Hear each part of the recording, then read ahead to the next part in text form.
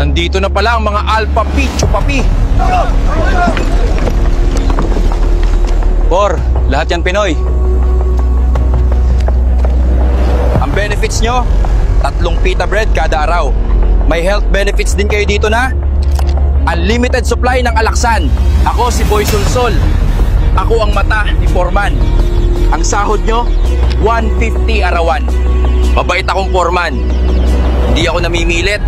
Hindi ako nananakit. Eh bakit may paalaksan, Por? Ikaw, mukhang boy next door. OJT ka sa tolda ko. Ikaw, Pogi. OJT ka sa tolda ko. O ikaw, mukhang boy next door.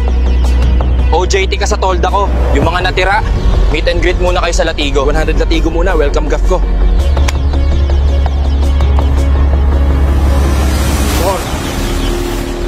Kapag pogi tolda, kapag pangit porga. Guys, kakatapos lang namin mag meet and greet.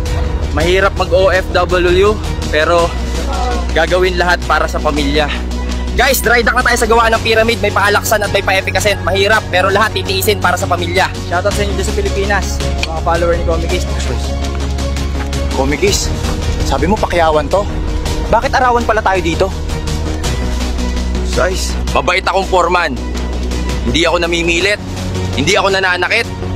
Simulan na ang arawaan! Ako ang nagpakahirap mag-isip ng content at magbuhat sa mabigat na batong to. Tapos, i-re-upload nyo lang? Guys, tignan nyo. Binuok tayo mag-pick up ng boulders. Eh, lola mo ba ko at kamelyo ang dala ko?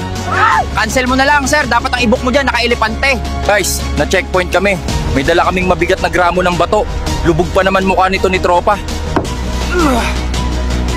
Guys, maraming Pinoy dito. Illegal alien. Walang agency. Bakit kaya maraming illegal alien sa paggawaan ng pyramid?